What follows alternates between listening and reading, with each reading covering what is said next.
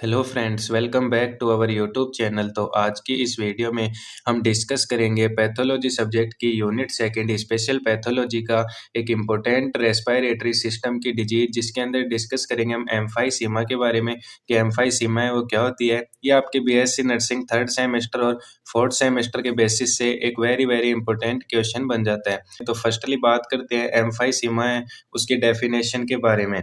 Emphysema is a chronic lung disease characterized by abnormal permanent dilation of air spaces distal to the terminal bronchioles with destruction of alveolar walls and without fibrosis।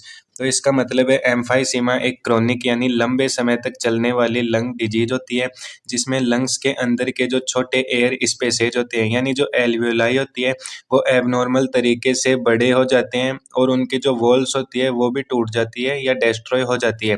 Emphysema में fibrosis यानी नए scar tissue है उनका formation नहीं होता, पर इस disease के अंदर जो एल्वियोलाई होती है वो परमानेंटली डैमेज हो जाती है। डेफिनेशन के बाद में हम बात करते हैं एम्फाइसीमा के कोजेज के बारे में। तो फर्स्ट कोज है सिगरेट स्मोकिंग मेन कोज। तो इसका मतलब है कि स्मोकिंग जो करते हैं पर्सन उसके अंदर एम्फाइसीमा है उसके चांसेज है वो देखने को मिलते हैं। क्यों मिलते हैं? क्योंकि स्मोकिंग से क्या होता है, जो लंग्स के टिश्यू हैं वो डैमेज हो जाते हैं और जो एल्वियोलाई होती है वो भी डिस्ट्रॉय हो जाती है और उसकी इलास्टिसिटी है वो भी कम हो जाती है। सेकंड है एयर पोल्यूशन। इसका मतलब है कि पोल्यूटेड एयर के अंदर क्या होता है, हार्मफुल गैसेज हैं वो प्रेजेंट होती है, जिसे कोई भी पर्सन इनहेल करता है तो उस पर्सन के लंग्स हैं वो कमज़ोर हो जाते हैं या इरिटेट होते हैं, जिससे जो एल्वियोलाई है वो धीरे धीरे डैमेज होना स्टार्ट हो जाती है।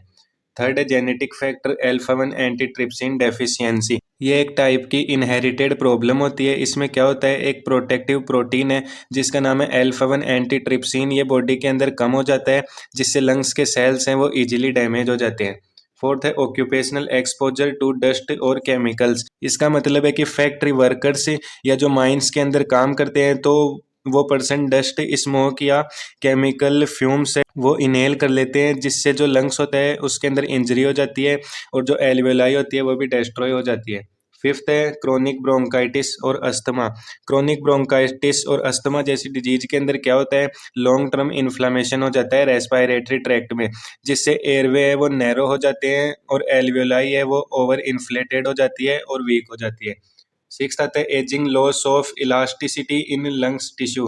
तो इसका मतलब है कि जैसे जैसे पर्सन की एज बढ़ती है वैसे वैसे उसके लंग्स के टिश्यू हैं वो अपनी इलास्टिसिटी है वो खो देते हैं। इससे जो एल्वियोलाई होती है वो इजीली डिस्ट्रॉय होने के चांस है उसके अंदर बढ़ जाते हैं और जो एम्फाइसीमा है वो भी वहाँ पर डेवलप हो सकता है।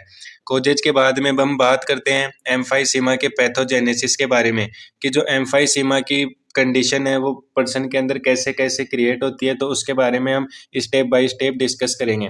फर्स्ट आता है irritants, smoke, dust, pollution, damage alveolar walls.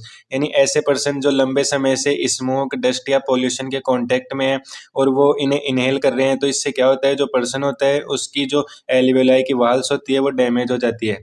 Inflammation cells, macrophages, neutrophils, release enzyme. जब एल्वियोलार वाल्स डैमेज हो जाएगी तो उस कंडीशन में जो इन्फ्लामेटरी सेल्स है यानी जो मैक्रोफेजेज या न्यूट्रोफिल्स है वो एंजाइम्स हैं उनको बॉडी के अंदर रिलीज करती है। These enzyme destroy elastic tissue of the alveoli. ये एंजाइम क्या करते हैं कि जो एल्वियोलाई होती है उसके अंदर जो इलास्टिक टिश्यू प्रेजेंट होते हैं उनको डेस्ट्रॉय कर देती है। Air spaces in large loss of elastic recoil. जिससे क्या होता है कि जो एल्वियोलाई का स्पेस होता है या जो एयर स्पेस होता है उनका साइज बड़ा हो जाता है, जिससे जो इलास्टिक रिकॉइल है उसका भी लॉस हो जाता है। Result air trapping, over inflated lungs और poor gas exchange.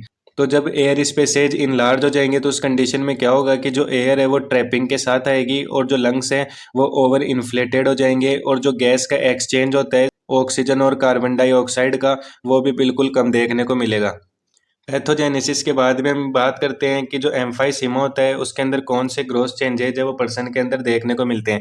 Growth change का मतलब होता है ऐसे चेंज जिन्हें देखने के लिए हम अपनी आंखों का इस्तेमाल कर सकते हैं और हमें किसी भी माइक्रोस्कोप है उसकी ज़रूरत नहीं पड़ती। यानी बॉडी के अंदर कौन कौन से मोटे मोटे चेंज आते हैं उनके बारे में हम ग्रोथ चेंज के अंदर स्टडी करते हैं। फर्स्ट आता है lungs are over inflated and enlarged. इसमें क्या होता है कि जो लंग्स होते हैं वो ओवर इन्फ्लेट हो जाते हैं और अपनी साइज से ज़्यादा फूल जाते हैं, क्योंकि लंग्स होते हैं उनके अंदर एयर है वो ट्रैप होती है।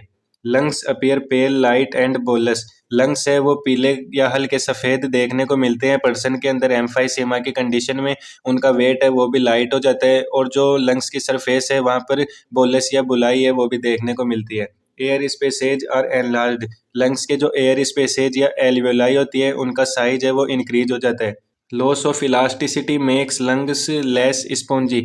लंग्स में इलास्टिसिटी है वो कम हो जाती है, इसलिए वो प्रॉपर कंप्रेस नहीं हो पाते और कॉन्ट्रैक्ट भी नहीं हो पाते और अपना शेप है वो इजीली रिगेन नहीं कर पाते हैं। ग्रोथ चेंजेज के बाद में हम डिस्कस करते हैं कि जो एम्फाइसीमा होता है उसके अंदर कौन कौन से माइक्रोस्कोपिक चेंज है वो देखने को मिलते हैं पर्सन के अंदर। तो माइक्रोस्कोपिक चेंज वो चेंजेज होते हैं जिन्हें देखने के लिए पर्सन है उसे माइक्रोस्कोप की जरूरत पड़ती है, जिसमें फर्स्ट आता है डिस्ट्रैक्शन ऑफ एल्वियोलार सेप्टा वाल्स। इसका मतलब है कि एल्वियोलाई के बीच की जो वाल्स है वो टूट जाती है, जिससे छोटी छोटी एयर सैक्स है वो एक साथ मिल जाती है। Enlargement of air spaces alveoli, जिससे क्या होता है कि जो एल्वियोलाई होती है या फिर एयर स्पेसेज होते हैं उनका साइज बड़ा हो जाता है। Loss of elastic fibres in lung tissue. जो लंग्स के टिश्यू हैं उसके अंदर जो इलास्टिक फाइबर्स प्रेजेंट होते हैं वो भी धीरे धीरे लॉस होना स्टार्ट हो जाते हैं। Reduce capillary network in alveolar walls. जैसे ही एल्वियोलाई की जो वाल्स है वो टूट जाती है तो उस कंडीशन में क्या होता है कि जो कैपिलरी का नेटवर्क होता है लंग्स के अंदर वो भी कम हो जाता है। Presence of inflammatory sales macrophages and neutrophils. जो लंग्स होता है उसके अंदर इन्फ्लामेटरी सेल्स है वो प्रेजेंट होती है, जैसे मैक्रोफेजेज और न्यूट्रोफिल्स। ये क्या करती है कि एंजाइम है उनका रिलीज करती है। माइक्रोस्कोपिक चेंज के बाद भी हम बात करते हैं कि जो एम्फाइसीमा होता है उसके कौन कौन से टाइप्स है वो पर्सन के अंदर देखने को मिलते हैं। फर्स्ट है सेंट्रिसिनार, जिसे सेंट्रिलोबुलार एम्फाइसीमा भी बोलते हैं। सेकंड है पैन एसिनार या पैन लोबुलार। थर्ड है पैरासेप्टल या डिस्टल एसिनार। फोर्थ है इरेगुलर टाइप। तो हम डिस्कस करते हैं एक एक के बारे में कि ये जो टाइप्स है ये क्या होते हैं। जिसमें फर्स्ट आता है सेंट्रिसिनार या centrilobular emphysema. It is the most common type seen in smoker. Emphysema का ये टाइप है, ये मोस्ट कॉमनली देखने को मिलता है उन पर्सन्स में जो लंबे समय से स्मोकिंग कर रहे हो। This type of emphysema mainly affect upper lobe of lungs. इस टाइप का जो एम्फाइसीमा होता है वो मेनली अफेक्ट करता है जो लंग्स के अपर लोब्स होते हैं उनको। It is caused by smoke and pollution induced inflammation. ये एम्फाइसीमा स्मोक और पोल्यूशन से होने वाली इन्फ्लामेशन की वजह से पर्सन के अंदर प्रेजेंट होता है। सेंट्रीसिनार एम्फाइसीमा के बाद में आता है सेकंड टाइप पेने एसिनार या panlobular emphysema. It involves entire acinus from bronchioles to alveoli. इस टाइप में पूरा एसिनस यानी ब्रोंकियोल से लेकर एल्वियोलाई तक का जो पाथ होता है वो अफेक्ट होता है। It is mainly affect lower lobe of lungs. इस टाइप के एम्फाइसीमा में मेनली अफेक्ट होते हैं जो लंग्स के लोअर लोब होते हैं वो। It is caused by genetic deficiency of alpha 1 antitrypsin. ये एम्फाइसीमा है ये कोज होता है जब पर्सन के अंदर जेनेटिक रूप से अल्फा 1 एंटीट्रिप्सिन नाम के प्रोटीन की कमी हो जाए तब। In this type of emphysema lungs appear large pale and uniformly enlarged. इस टाइप में लंग्स बड़े पेल और यूनिफॉर्मली एनलार्ज्ड दिखते हैं। पैनएसिनार एम्फाइसीमा के बाद में थर्ड टाइप आता है paraseptal emphysema. It involves distal part of acinus near pleura और सेप्टा। ये टाइप एसिनस के डिस्टल पार्ट यानी एंड पार्ट में होता है, प्लूरा और सेप्टा के पास।